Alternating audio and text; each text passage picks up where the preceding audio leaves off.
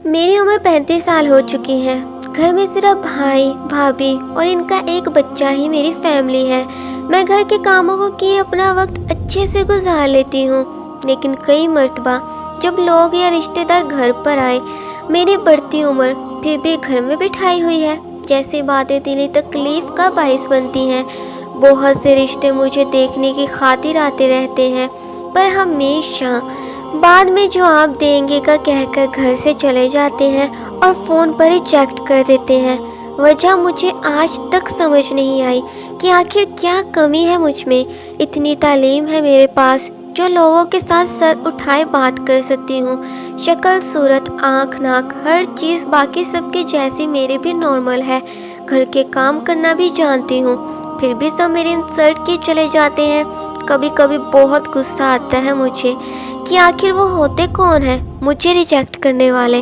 पर अब क्या कर सकते हैं। मेरी तो उम्मीद भी टूटने लगी कि शायद शादी जैसे बंधन में बंधना मेरी किस्मत में नहीं लिखा। लेकिन एक दिन कुछ ऐसा हुआ जो शायद नहीं होना चाहिए था। आज तक मुझे पछतावा है कि काश मैं घर से बाहर नहीं निकलती तो शायद भी मेरे साथ ऐसे नहीं होता। शाम का वक्त था। भाभी के कपड़े दर्जी के पास से लाने के लिए मैं चली गई। सब्जी वगैरह भी साथ लाने का इरादा था मेरा। मगरिब होने को कुछ ही देर बची थी। रिक्शा मिल नहीं पा रहा था मुझे।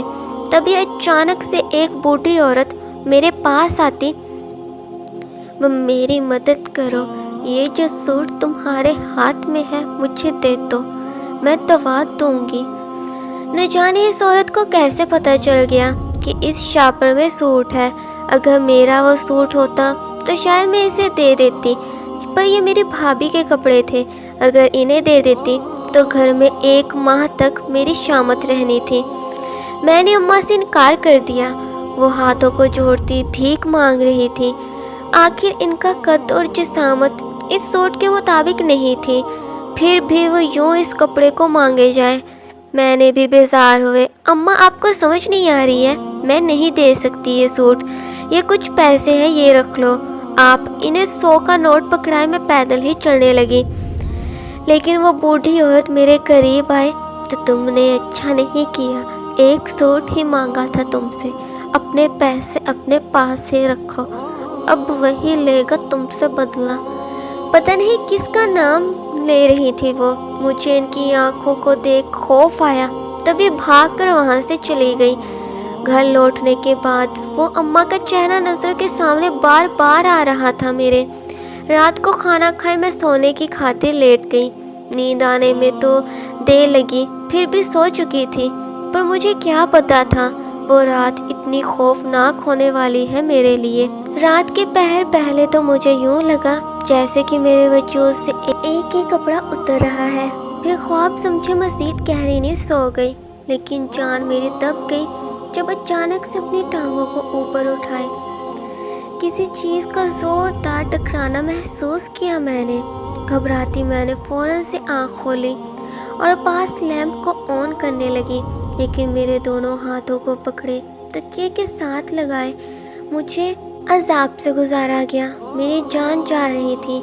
आँखों से पानी की जगह खून निकलने का अंदेशा था, क्योंकि पहली मर्तबा एक लड़की के लिए अपने शौहर के साथ ये सब करना दर्दनाक होता है। ये तो फिर भी ऐसी चीज़ थी जो देख ना रही थी। अब ये इंसान था या कुछ और। आखिर कैसे मेरे घर में मेरे ही कमरे में आकर मेरे साथ ज्यादती की जा रही थी। बहुत दर्द देता रहा वो मुझे। मैं बेहोश हो गई। अब इसके सिवा और क्या होता मेरा। सुबह जब आँख खोली तो इज़्ज़त को पामाल देख वापस कपड़ों को उठाए पहनती कमरे से बाहर निकली। भाई के सामने कुछ कहने में भी शर्म आ रही थी। तभी भाभी को कमरे में लाए सब कुछ बताया। भाभी भी बिस्तर की हालत देखती समझ गई। कौन था वो, तुमने देखा नहीं? ऐसे सवालात मेरे सामने रखे गए जिनका जवाब मेरे पास नहीं था। मुझे अस्पताल जाने का मशवरा दिया गया, लेकिन अपनी इज्जत को रौंद नहीं सकती थी। वहाँ जाने का मतलब था पूरे शहर में बात का फैलना। तभी इनकार किया मैंने। अगली रात अकेले सोने से डर लग रहा था, लेकिन भाई भाभी ने बाहर नज़र रखने का कहा कि अगर कोई आया तो वो छोड़ेंगे नहीं। मैं कमरे में जाए सोने लगी। लाइट जल रही थी, सब सही था, कोई नहीं आया था मेरे पास। लेकिन मेरी आँख लगते ही एक मर्तबा फिर से मुझे मजबूत हाथों से पकड़ा गया। मैं इसके हिसार में थी। कमरे में अंधेरा था। मैं रोती कौन है पूछा, पर बदले में कोई जवाब ना मिला मुझे।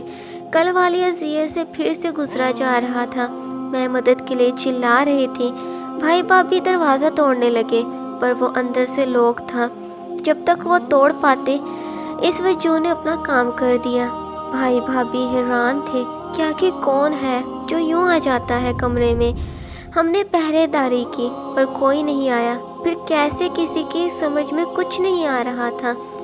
चाहे जहाँ मर्जी सो जाओ, मेरे साथ हर रात गलत हुआ करता था। मैं हर वक्त खौफ में रहने लगी। आखिर भाई भाभी ने मेरे कमरे में कैमरास लगाने का सोचा, जिसका इल्म खुद मुझे भी ना था। रात को फिर से वो सब मेरे साथ हुआ। सुबह जब कमरे में आई, तब मुझे अजीब नज़रों से देख रहे थे। मुझे खुद अजीब महसूस होने लगा कि आखिर मुझे ऐसे क्यों देख रहे हैं। तभी बाहर गाड़ी आकर रुकी। मुझे ज़बरदस्ती ले जाने लगे। वो सफ़ेद रंग की यूनिफॉर्म पहने लोग थे। मेरी आँख इसके बाद एक ऐसी जगह खुली जहाँ पर आने की किसी की भी ख्वाहिश ना होगी, एक दिन भी रहने की। लेकिन मुझे वहाँ पर रखा जा रहा था। मुझसे डॉक्टर्स ने सवाल पूछे, जिनका जवाब बिल्कुल दुरुस्त दे रही थी। डॉक्टर्स भी वहाँ जाए, मेरे भाई को एक ही बात बताई गई कि मैं बिल्कुल सही हूँ। पर वो फुटेज देखने के बाद सबकी राय बदल गई, यहाँ तक कि मेरी भी। मेरे साथ ज़्यादती करने वाला इंसान और कोई नहीं बल्कि मैं खुद ही हूँ। ये बात मेरे सामने आने के बाद मैं खुद शॉक्ड रह गई। सबने यही सोचा कि मैं किसी दिमागी बीमारी का शिकार हूँ। खुद के साथ ही करना, अपने ही हाथों से वो सब करना जो मुझे अजियत पहुँचाता। लेकिन ये बात मुझे याद क्यों नहीं रहती थी। मुझे इलाज करवाने की खातिर पागल खाने में शिफ्ट कर दिया गया। लेकिन मुझे ऐसा नहीं लगता जो फुटेज में दिखाया जा रहा है वो सब गलत है। मैं इस बात का यकीन सबको दिलवाने की कोशिश करती रही, पर किसी ने यकीन नहीं किया। मेरी शादी ना होने इन सब के पीछे की वजह साबित हुई। लेकिन ये गलत है। कभी कभी मुझे लगता है वो रातों को आता है और मेरे साथ वो सब करता है। बस अब मैंने शोर मचाना बंद कर दिया है, क्योंकि मुझे ही बदले में पागल कहा जाता है। आपको क्या लगता है, क्या वाकई में मैं पागल हूँ, या वो सब मेरे साथ हकीकत में होता रहा? आज के लिए इतना ही। ऐसी कहानी जो आप सबके दिल दहला दे। मज़ीद जानने के लिए हमारे चैनल को सब्सक्राइब करें और साथ ही वीडियो को लाइक भी।